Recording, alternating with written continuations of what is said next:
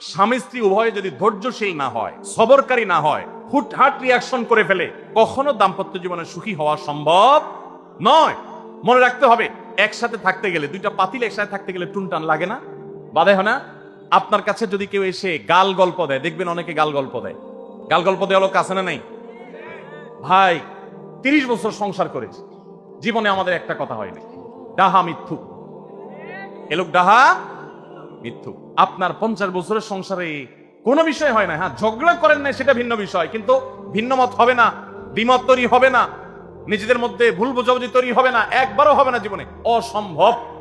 মুহাম্মদ সাল্লাল্লাহু আলাইহি ওয়াসাল্লামের ঘরে যদি হয়ে থাকে, আলী রাদিয়াল্লাহু তাআলা ফ্যামিলিতে যদি হয়ে থাকে, সাহাবীদের ঘরে ঘরে যদি হয়ে থাকে, আপনি কে?